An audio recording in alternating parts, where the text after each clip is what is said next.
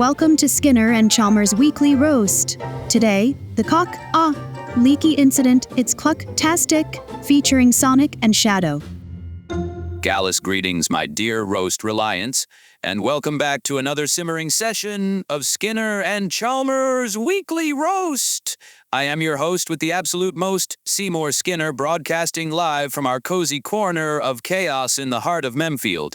And I am your other significantly more grounded host, Gary Chalmers. Welcome.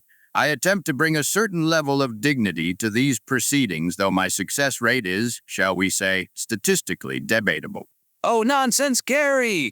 Your dignity is the steadfast rock upon which my waves of whimsy crash. It's a beautiful symbiosis. It's a geological erosion, Seymour. But before you launch into a poetic tirade about tidal forces, I believe we have a new member of the production team to acknowledge. We do indeed. Our beloved Robbie the Ruba, who has recently developed a rather enthusiastic personality, has taken it upon himself to be our official applause machine. I still maintain it was a software glitch from that time you tried to teach it to waltz. But nonetheless, here we are. Robbie, if you would.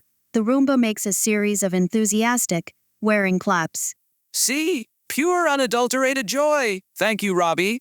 Now, tonight's episode is a particularly special one. We are diving beak first into a culinary odyssey, a savory sojourn, a dish with a name that promises both rustic charm and a hint of barnyard scandal. For pity's sake, Skinner, just say the name of the damn soup. Well, it's about Cock-a-Leekie. There, he said it. I admit, when I saw that scrawled on the menu plan for the week, I braced myself for a barrage of scandalous innuendos and a potential visit from Memfield's Decency Committee. As it turns out, it's a traditional Scottish soup. It's just chicken and leeks. The name is far more exciting than the reality, which, frankly, is a summary of most of your culinary endeavors. It's about managing expectations, Gary. I set the bar with a name that tickles the imagination, and then deliver a dish that merely warms the soul. It's performance art. Ha! Cock-Leekie! Ha! Hey! Must we? I was told there would be a serious discussion on gastronomic principles. Not this. I have more important matters to attend to, such as monitoring the thermodynamic stability of your impending meal, Skinner. We can't have another incident. Sonic, Shadow, welcome. So glad you could zoom in our roast. And Shadow, I assure you, everything is perfectly stable. The structural integrity of the broth is unimpeachable. He's still upset about the alligator hedge fiasco from last Tuesday. For our listeners who may have missed the Emergency Town Bulletin, our dear pets, Gizmo and Mr. Jellybeans, discovered a newfound passion for top-airy art, again. Art is a strong word. It looked more like a wrestling match between two reptiles and several innocent boxwoods. My hedges now have a sort of post-apocalyptic chick. They have been compromised. Their aerodynamic properties are shot. It's a disgrace. A temporary setback, and I have taken precautions. Today, Gizmo and Mr. Jellybeans are on official Roomba patrol. Robbie and his brethren are keeping them occupied by playing a rather rosing game of Chase the Dust Bunny. Rest assured, Sonic, your hedges are safe from any reptilian redesigns for the duration of this podcast. The bar for safety in this household is so low it's practically a geological feature. Which incidentally brings me to my next point. Seymour, I can smell something from the kitchen. It's a familiar smell. It's the smell of ambition and carbon. Ah, that would be the aroma of anticipation, my dear Chalmers. The Cock-a-Leekie awaits its grand debut. If you'll excuse me, I must attend to the plating. The presentation is half the battle. Exciting! Getting served dinner live in the podcast. It's like Christmas and birthday, except it's neither of them. For you, Seymour, not burning it is 98% of the battle. The remaining 2% is remembering what you were trying to cook in the first place. We'll take a short musical break while Seymour attempts to defy culinary physics. Don't go anywhere. There isn't really any musical break. I would suggest adding a little poem at this point. In our small Memfield house, my dear and frantic spouse, with efforts so sublime, he's fighting soot and grime. His leaky stew, a risk he'll see it through. It smells of almond sweet, but flirts with burning heat. But look, a dish so grand, served steady from his hand. A triumph, gold and green, the finest soup we've ever seen.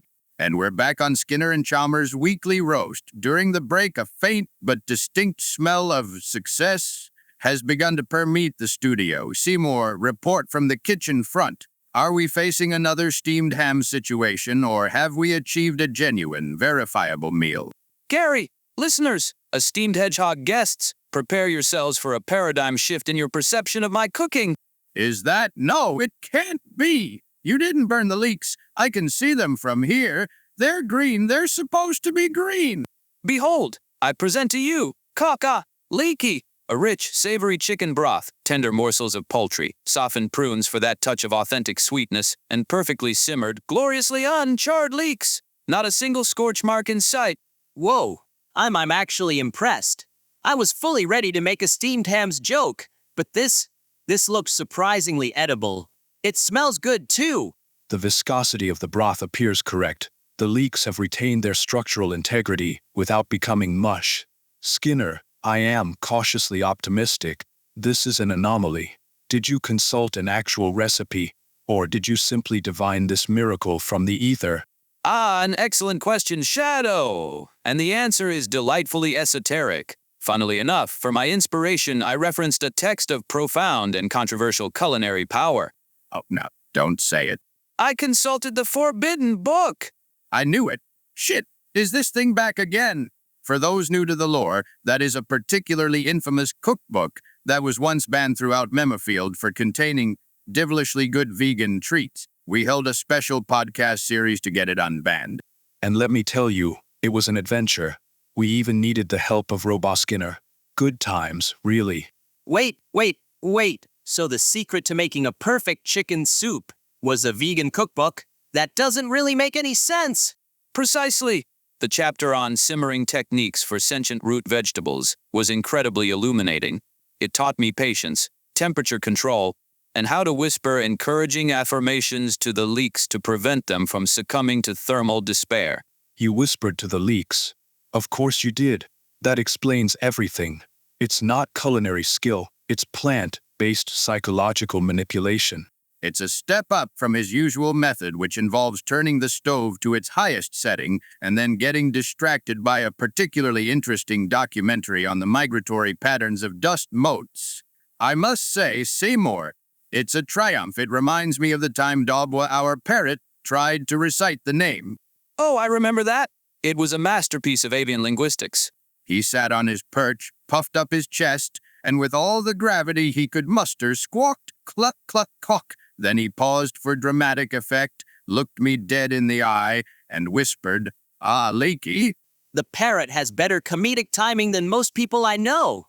All right, I'm digging in. This is way better than the chili dogs I had for lunch. No offense to chili dogs. The prunes add a curious but not unwelcome sweetness. It balances the earthiness of the leeks. An unorthodox success, Skinner. Do not let it go to your head. Hubris is the primary catalyst for kitchen fires. Noted, Shadow. My hubris is currently simmering on a low, controllable heat. And on that triumphant note, I believe it's time we moved on to one of our favorite segments, dinner time.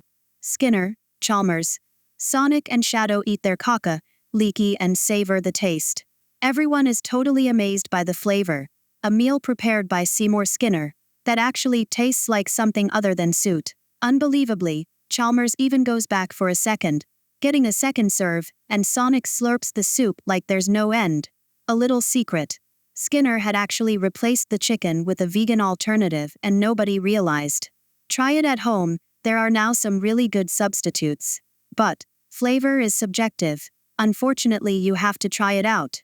But it can be worth it. Now that our bellies are full of non-burnt, psychologically bolstered soup, it's time for our main event, the segment where we hand the reins and the roasting spit over to our esteemed guests. It's time for the guest roast. Sonic, Shadow, are you ready to pelt us with your sharpest, wittiest zingers?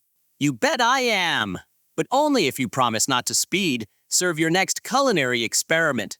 I almost got whiplash from that soup delivery. I will participate under one condition. The next person to utter the phrase Cock-a-Leekie will be the sole subject of my roast for the remainder of the evening. A high-stakes game. I love it. The tension is as thick as my well as this very successful soup. We understand, Shadow. The phrase is now taboo. The floor is yours, gentlemen. Do your worst. All right, I'll start. Hey, Seymour, I've been thinking. Your cooking is so famously hot. The other day I saw your pet cloud, Cumulus, hovering over the stove sweating. He was literally raining in the living room. A localized weather event caused by my culinary passion. I consider that a badge of honor. Excellent one, Sonic. My turn. Chalmers, I have observed your extensive rock collection. It's an admirable pursuit of geological history. It is a shame, however, that most of your jokes are geologically older than the Precambrian specimens you cherish. I'll have you know my granite pun is a cornerstone of my comedic repertoire. It's rock solid. It never gets taken for granted. Oof, see Shadow. He's proving your point. Oh, this is marvelous. Even old Barthy Milo is getting into the spirit of things. A faint, dry rattling sound is heard in the background. Chalmers, your puns aren't just old, they're fossilized. But at least they have a good sedimentary value. Wow, the skeleton is funnier than you, Chalmers. No offense. None taken. He's had a lot of time to work on his material. Being a skeleton in this house gives you a front row seat to a never-ending comedy of errors. My life is his primary source of inspiration. That is a profoundly bleak existence. I respect it. It's character building.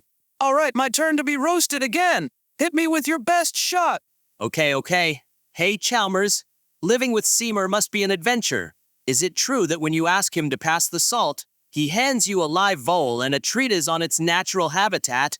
That only happened once, and it was a shrew, not a vole. A common mistake. He had a whole diorama set up by the salt shaker. It was very informative, right up until the point the shrew made a break for it and hid in the toaster. Skinner, I've analyzed your recent acquisition of more Roombas. Your obsession is escalating. At what point does a collection become an army? And at what point do we need to alert Master Chief that you are building a rival platoon of automated floor cleaners?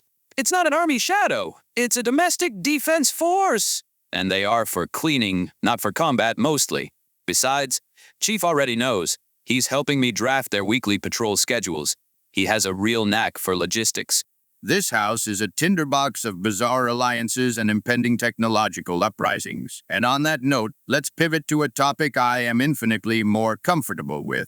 While we savor the last vestiges of this shockingly competent soup, I'd like to steer the conversation toward my own personal wheelhouse, a world of pressure systems, isobars, and the comforting certainty of rock formations. It's time for my corner meteorology, geology, and gastronomy.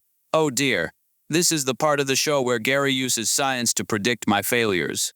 Precisely. Let's start with a forecast. Looking at the current atmospheric conditions in the kitchen, low pressure over the spice rack, a high probability of distraction moving in from the west window, I'm predicting a 75% chance of a burnt casserole by Friday. Any rebuttals, Seymour? I do have a rebuttal. Your forecast fails to account for a critical variable, my trusty Golem assistants. Cogsworth and his team have become remarkably proficient at monitoring oven timers. Oh, I forgot you have golems. Rock monsters doing your chores? That's awesome. Oh, it's more complicated than that. They're not just assistants, they're unionized. Unionized golems. It is logical. They are a labor force. They deserve collective bargaining rights, standardized break times, and a pension plan consisting of premium-grade sediment. That's what Cogsworth said. Last week he filed a formal grievance on a freshly carved granite slab, mind you, because I asked one of them to polish the silver outside of their designated polishing hours. The union bylaws are apparently very strict. I had to read the charter. It's 400 pages long and written entirely in geological puns. It was grueling, but moving on to actual geology, I had a remarkable find during my walk this morning. I was down by Memfield Creek, examining a rather lovely outcrop of schist when I saw it. Was it a rare fossil, Gary? A shimmering crystal? Better. It was a geode that, when cracked open, revealed a crystalline structure that looks exactly like a leek. No way, a rock-a-leekie, so to speak. That's hilarious. Great one, Sonic. But wow, a leek geode. Is it edible? Only if you're rock hard hungry. A collective groan from everyone in the room. Okay, That one was so bad it was actually good. You're learning, Chalmers? The structural integrity of that pun was questionable. However, the discovery of a biomorphic mineral formation is noteworthy. You should have it cataloged at the Memedfield Museum. Just ensure it's not placed near the exhibit on cursed artifacts. We don't need a sentient, crystal leak monster terrorizing the town. A valid point, Shadow. I'll keep it here on my desk, where it can serve as a reminder of both nature's beauty and this one, single time Seymour successfully cooked a soup with leeks in it. It will be a monument to my success, a crystalline testament to my culinary peak. But back to the Golem Union for a minute, Seymour. The situation has escalated beyond simple grievances about polishing hours, hasn't it? Last night, I came home to find a picket line in our garden. It was an informational picket, Gary, not a full-blown strike. Cogsworth was very clear about that. They were protesting the inferior quality of the decorative pebbles I purchased for the Zen garden. They were protesting pebbles. What was wrong with them? Apparently, they were geologically unsavory and lacked the appropriate heft for meditative contemplation. Cogsworth claimed they were causing the entire golem workforce existential distress. A reasonable complaint. The foundation of any Zen garden is the integrity of its components. Sub-par pebbles lead to sub-par tranquility. This is basic masonry philosophy. I stand with the golems. Of course you do, Shadow. You probably helped them draft their list of demands. I saw the document. It was surprisingly well formatted. They're demanding ethically sourced artisanal river stones and a designated moisturizing station. And a dental plan? How does a creature made of rock even need a dental plan? Cogsworth just pointed to a crack in his face and grunted. It was very dramatic. This is the best thing I've ever heard. A golem union fighting for better pebbles and dental. Memfield is wild. So did you give in?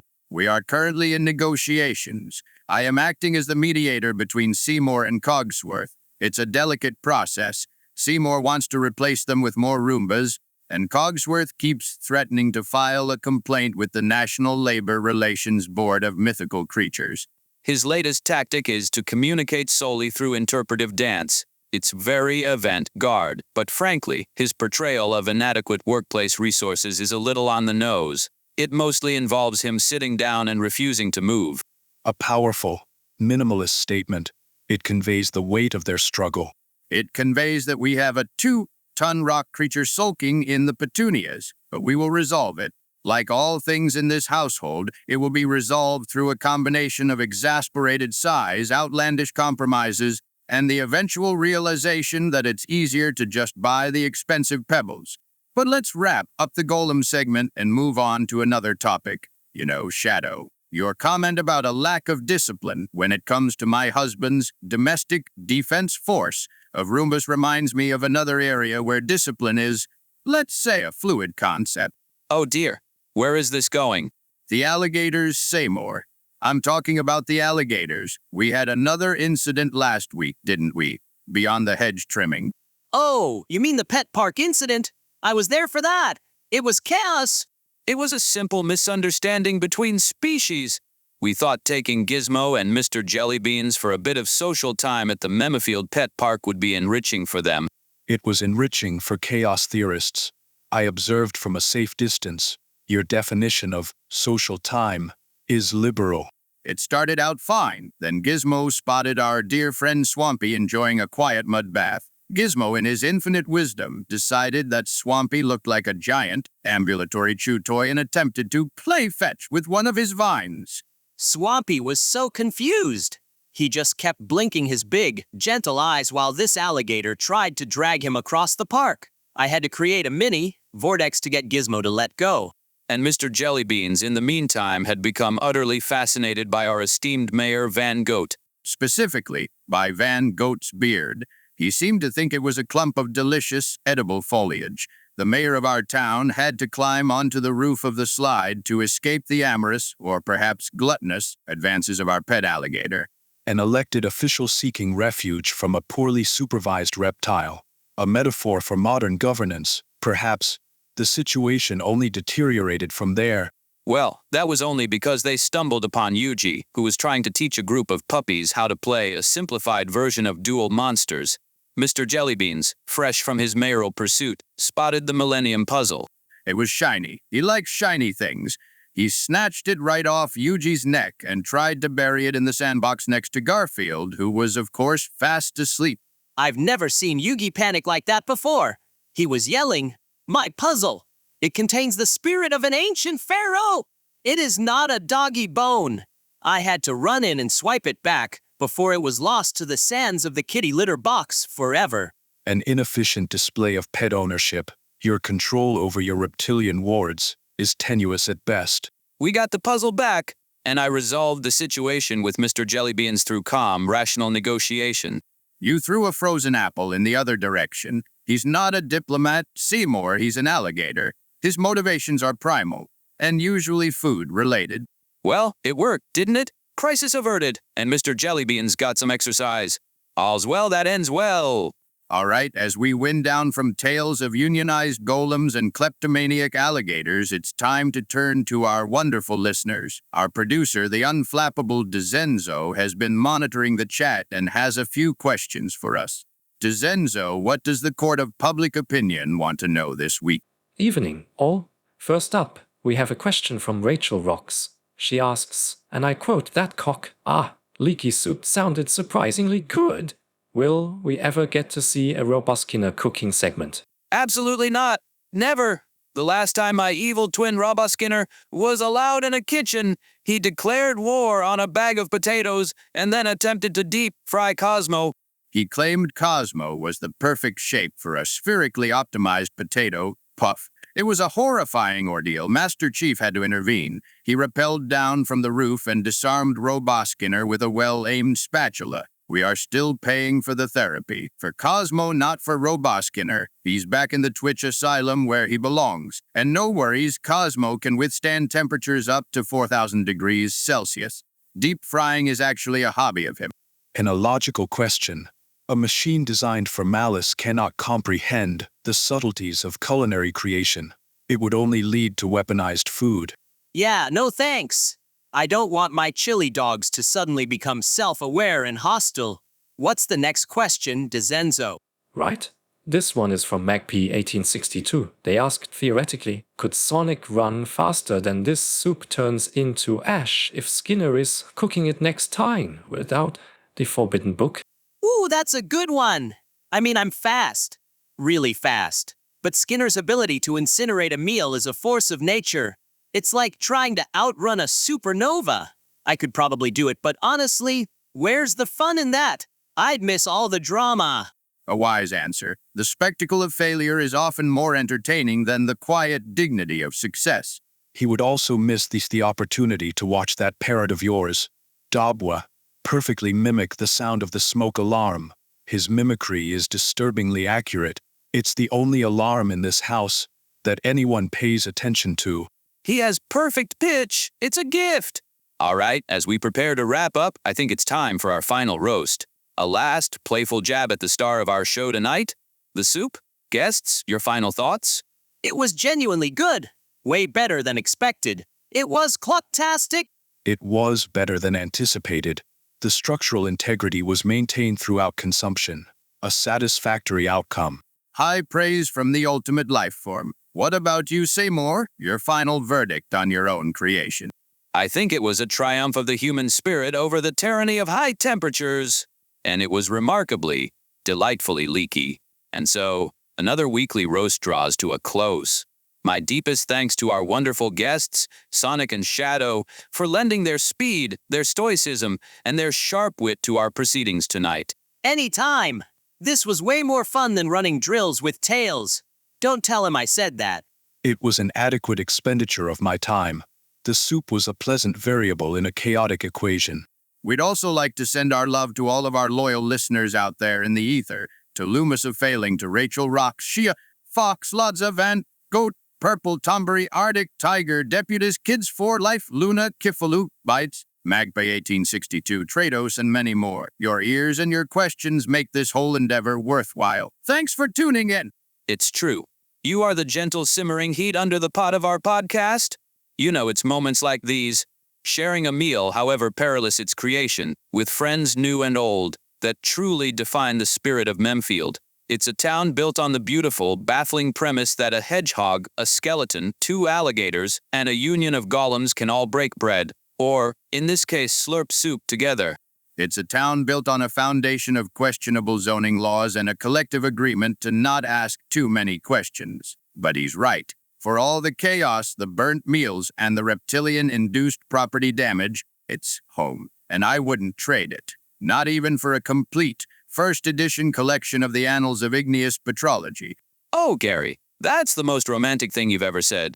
Don't get used to it. Now, shall we sign off before you say something that causes another international incident? An excellent idea. Until next week, my dear listeners, remember to keep your kitchen safe, your pets supervised, and your sense of humor on high. This is Seymour Skinner. And Gary Chalmers. And Sonic. And Shadow. And the narrator, GLaDOS. And the pet skeleton. And the producer. Wishing you a week that's perfectly roasted. And mercifully unburnt. Good night, everyone.